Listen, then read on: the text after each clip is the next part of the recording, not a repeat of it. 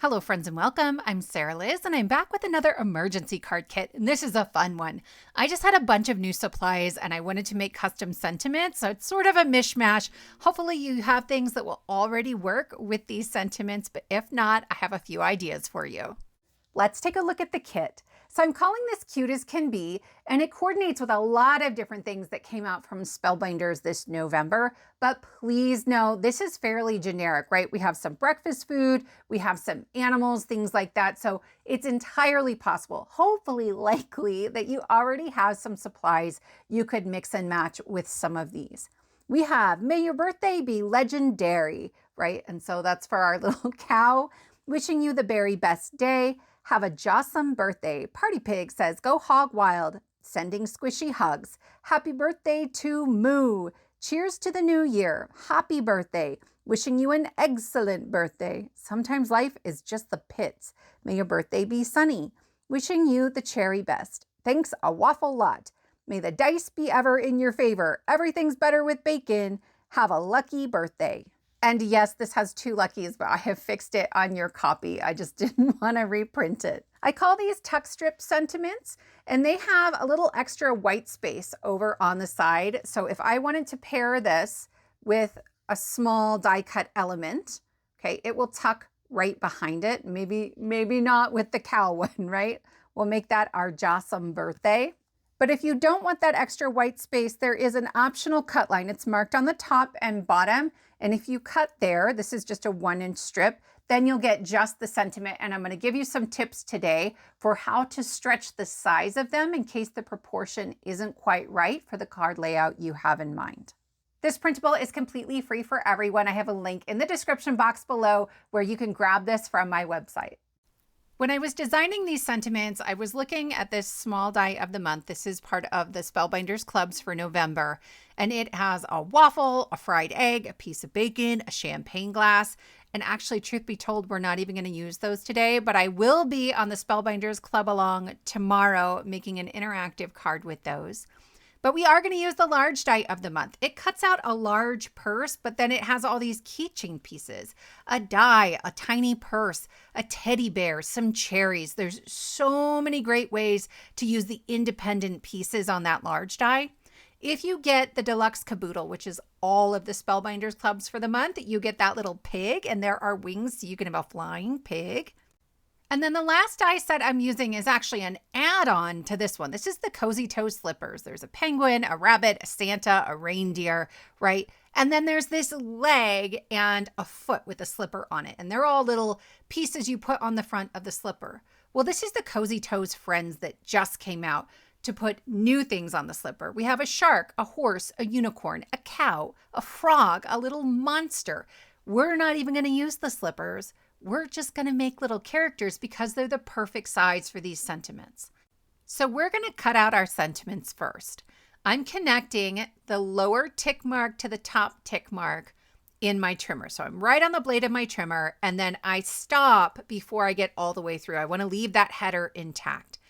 I also am skipping the optional cut lines. They're in a lighter shade of ink. It's a purple ink instead of black to sort of offset them, and it's labeled optional cut line. I want to skip that for now, but if you don't want the extra white on the sides, then by all means cut on the optional line.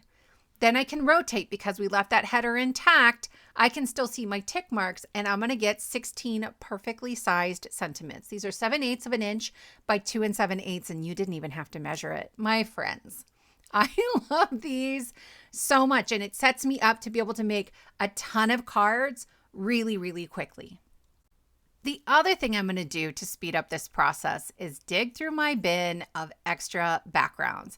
Some of these are newer. Some of these I've had in here for a year or two.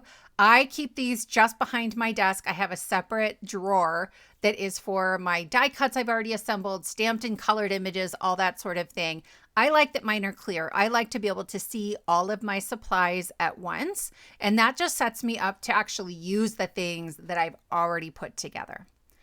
If you've been here, you know I'm a little obsessed with cows. So we're going to start card number 1 by assembling this cow die cut from the Cozy Toe Slippers add-on. I have one piece that fits perfectly on the side of his head, and then This little piece maybe was supposed to go behind the ear to put some pink on the insides of the ear, but I wanted another spot, so I just glued it on there and trimmed off the extra. Then I put a little scrap of black behind his nose, his muzzle. I'm not sure what I'm supposed to call it when it's a cow, but man, he's cute. That way I have like a little bit of black behind those two holes for the nose. Behind the ears, I'm actually using the larger piece, the same one I used for the black spot. It seems to fit perfectly here. There's probably a layering guide, my friends, but I just kind of go for it sometimes. When I'm feeling creative, I just wing it. So I actually have cut two sets of ears, one from black and one from white, because I want a black ear and a white ear. Then I can just cut off the other one and layer these behind him. There's a different set of ears if you're going to make a unicorn or a horse, but I love any die set I have where there's lots and lots of ways to create different cards and you would have no idea those dies came from the same set. You don't have to have this die set to create a legendary card. You know what I mean? If you've been here, you know, but I have a lot of new people. Look through your stash and see what you have. And if you have something in your stash already and you're like, oh my gosh, I know what will work, put it in the comment section below, share it with other people. Like, I really want to get you guys creating and thinking creatively about things that you already have in your collection. We're going to use a sentiment that says happy birthday to Moo.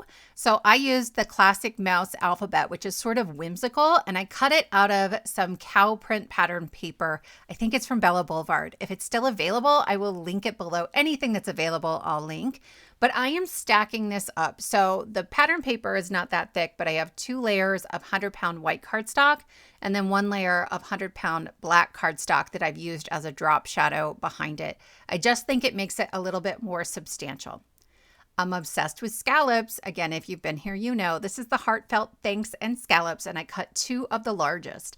And I'm going to take the white one and I'm going to score it right between 2 of the scallops. It's about 1 inch in. You really only need about a 1/2 inch, but that felt better given the pattern on the edges. And then the pattern paper here came out in January with all the birthday kits, and it's just a tone on tone, like a birthday text background that I printed onto some blue paper. I'm going to mat my sentiment onto a 1 inch by 3 inch mat. So the only thing you have to measure are the easy measurements. And then I'm going to line everything up on here. This is slightly smaller than an A2.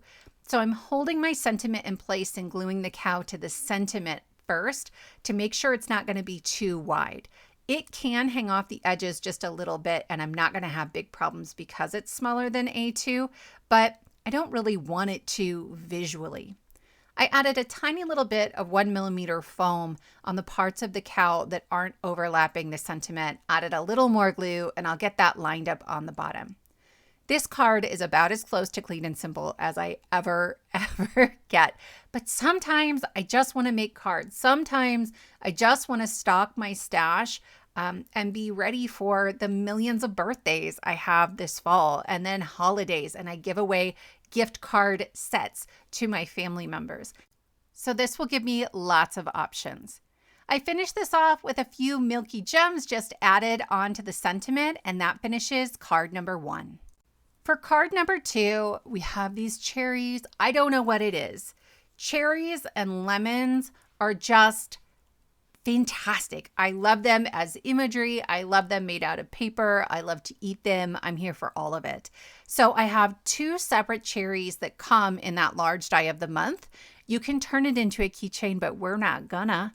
I added little cheeks, and then I used the Perfect Touch rectangles, and I cut this piece out of some white shimmer cardstock, and I'm gonna mat it onto some red cardstock. I didn't even measure it. I just made it a little bit bigger than the white one, and I'll glue those 2 together.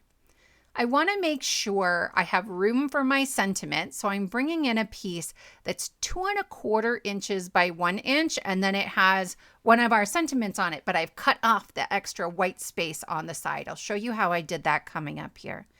But I know the cherries are tall, so I am just kind of creating all the pieces at the same time to make sure if I need to cut the cherries down or do something with the stem to make sure that they'll fit, that I'm prepared to do that. And I haven't assembled everything in a way that means now my sentiment doesn't fit where I had planned for it to go. I'm going to glue my two cherries together, overlapping a little bit. Honestly, I'm going live with the Spellbinders Club Along tomorrow on the Spellbinders channel, and I'm going to put the cherries together very similarly. I wasn't going to. My plan was to do something different, but they're just so stinking cute this way. I couldn't help myself. For my background, I'm using the Molded Frames 3D embossing folder, and it gives you this beautiful raised area on the outside and in the middle. That, again, came from that bin where I had all my leftover backgrounds. I'd cut this out of black just as a demo to show people how great this embossing folder is, and then here we are using it on a card. I have some thin 1mm black foam behind my center panel from scrapbook.com. I love that you get just enough lift without it costing me extra postage. And then we can add our cherries and start working on our sentiment. Normally, I cut my sentiment mats to 3 inches by 1 inch if I'm using the extra white space on the side, or 2 inches by 1 inch if I am not. And on this particular card, I felt like I wanted a wider sentiment, but 3 was too big and 2 was too small. So I cut this at 2 1/4, and I'm going to cut 1 inch of white space off of the left-hand side. That will get my sentiment perfectly centered on the piece that's left. Then I wanted the tiniest sliver of a little border of red showing. It's not a measurement thing. It's not. I just wedged it into the corner with barely a peak of red, and then I will trim off the other 2 sides until they match, right? It's easier than trying to measure and then being unhappy and trying to trim all the sides. Now I just have to trim 2 of them. This is going to fit then onto my black piece that I cut 1/4 inch wider than normal. And it gives me this pop of black on the left and right that I really, really love. And then just an equal sliver on the top and bottom. I love this so much. I don't know why I haven't tried these before. Then I'll use my wet glue to add this to the bottom. I want to make sure I can still see that pierced detail from the Perfect Touch rectangles and that it's centered. I love this so much, and it was so quick and easy. For card number 3, we're going to make a pig fly, and it is going to be not a flat card. I truly was, friends, going to make just a handful of A2 cards. No fun folds, no interactive cards, no pop-ups. I couldn't help myself. Tomorrow during the club along, we'll make 2 interactive cards, and I promise you can do it too. There's nothing really fancy about it, but they're going to be a whole lot of fun. I am just layering up the piece that is the back legs, or the ones that are in the back from our perspective in the nose, and then these 2 pieces on the ears. You can leave the wings off, but why would you? I almost made a sentiment that had something to do with pigs flying, and then I ran out of space, and I kind of regret it. Let me know. Maybe we'll need to do like a special pigs flying release. I have a piece that's 7.5 by 5.5 inches, and I'm scoring at 1/2 inch, 3.5 inches, 4 inches, and then I'm going to rotate and score at 1/2 inch from the other side, only because my scoreboard is so small. It's so small. I'm going to use my bone folder and crease all of these really well. We're making a box. It's going to fold up on itself, and 2 of those short flaps are going to overlap each other, and then we'll glue them together. But before we glue them together, I want to figure out where the front of my box is. So I have a flap facing the back, and I want the big section right underneath that. And I'll grab the 4th largest of the modern embossed ovals, and I'm going to center that in that top section, and I'm going to cut that out. Now, when I sort of wrap everything around, they're all mountain folds. You're going to see that flap overlaps the top one, and I have this space in the middle. I'm going to grab some pattern paper. This one is also from Bella Boulevard. I think I bought them at the same time, if I'm honest. And I am double checking before I glue anything down. I want to make sure both of the score lines can fold all the way while that pattern paper is in there. Otherwise, you may end up with a card that won't stand up on display, or one that won't fold into your A2 envelope. So once that's in there, I'm going to fold that top flap down and add some glue. And then I'm going to fold on the score line just below the opening. And while the whole thing is pressed flat, I will glue the 2 together. Make sure everything is pressed flat when you glue it together. Otherwise, it might not be quite even. And when you go to flatten it out and stick it in your envelope, you might have some buckling of your cardstock. Now, the front of my card is a little flimsy. If you look at the top and bottom, there's just the tiniest little bit of cardstock holding that together, and there's a score line right next to it. So I took a larger piece of navy cardstock and cut out the same size circle. And then I took the die that's one larger and one smaller and cut out a frame. You're not going to see the whole frame. We're actually gluing this onto the back. I want just a little peak of silver. So I have added glue onto the navy piece, and I will just center it onto that silver cardstock, right? It's like a matte silver cardstock. It's not a super heavy weight. Then, because the navy piece that I'm holding right now is bigger than the front opening of our card, I have lots of wiggle room. This is going to work really nicely.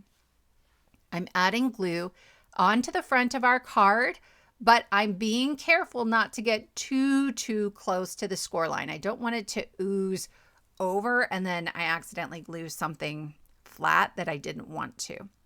I'm going to center the opening of one on the opening of the other. That might actually be a little easier before you put the box together, but I hadn't thought that far ahead.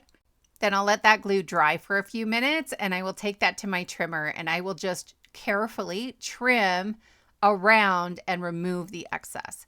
So that piece of navy cardstock that I layered on the front was about 1/2 inch wider and 1/2 inch taller than the front of my box. The front of the box is 5.5 inches wide by 3 inches tall. And this is just so much easier than trying to get the exact same oval die cut in the exact same place. To add my pig, I am adding glue to the front of a wing, and I'm going to layer that on the inside of the box and then layer my pig on top of that wing. So they should match up perfectly, but I didn't check the angle first. I'm going to add glue onto my pig, and then when I go to line this up, he is like off into the stratosphere, my friends. So thankfully the glue is still wet, and I'll just keep wiggling this until I like the position. And then I have my pig just kind of like hanging out there, flying over my cute little clouds. And all I have left to do is add a little sentiment. Once again, I'm going to trim 1 inch off the side of this sentiment so that the sentiment is perfectly centered from left to right. Then I wanted, again, a slightly larger base because we have this long, skinny card. So this is 2.25 inches by 1 inch tall. I'm going to double this up. This is some cardstock from my stash that's 80 pound. Most of what I use is 100 pound, but I'm trying to use up the stuff that's been there for 10 years, 15 years. Hard to say sometimes, but here it is. That just gives me a little more heft, makes it a little sturdier, and I'm adding glue only to the very bottom and the far right so that I don't have wet glue hanging out in the opening of that oval. But that's it. That's card number 3. It stands up beautifully on display, and it's so quick and easy. If you've done it once, you can make tons of them super fast. This teddy bear, I wasn't sure I was going to like him, but I love him. He is this perfect big-headed teddy bear, like a rag teddy bear that your child has carried around for 10 years. That kind of teddy bear, and he's so stinking cute. This comes from the large die of the month. It's the purse that has all of the keychain pieces, and I am just layering up the pieces. They go together really, really beautifully. I love that Spellbinders gives us debossed details to kind of show you on the ears, for example, where the head should overlap the ear and where to stop, because otherwise, y'all, I could end up with like ears coming out of his belly and be like, that might be right. I could be right here.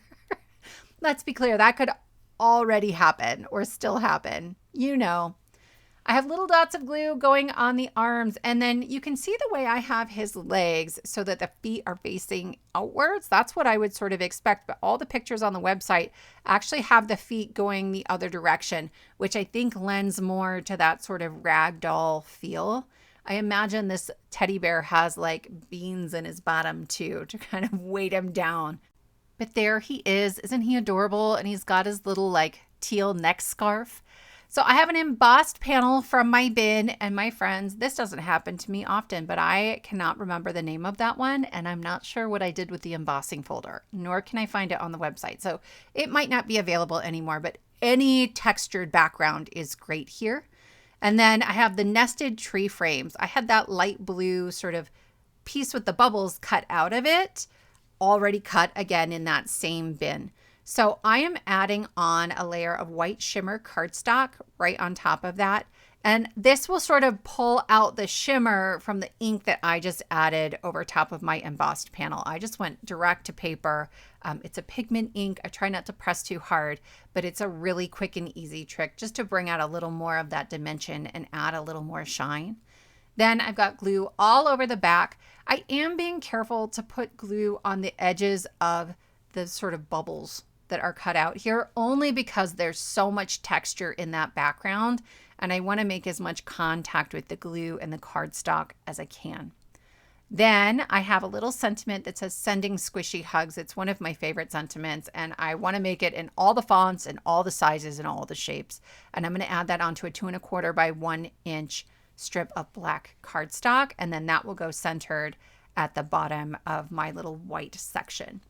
The bear is very tall, but that's okay. That just means that his little feet can dangle over the top of our sentiment. In fact, this might be a really fun place to use one of the Pear Blossom Press snap-in slides and have him be like a little dancing bear. Just put it right behind his head. You need about a 1/4 inch hole for that. And wouldn't that be so stinking cute? But I told myself I wasn't making interactive cards today. But my friends, there is card number 4. At this point, I ran out of time in the day and had to go to bed, so I wanted to show you a few more things that I'll be working with when I pick this back up again tomorrow. But this is the stencil of the month, and I am obsessed with it. I actually stenciled this one off camera and just didn't have time to do another one. But it will let you stencil both the black lines that I filled in here, and if you don't want the in-between lines to be white, you can stencil those in another color.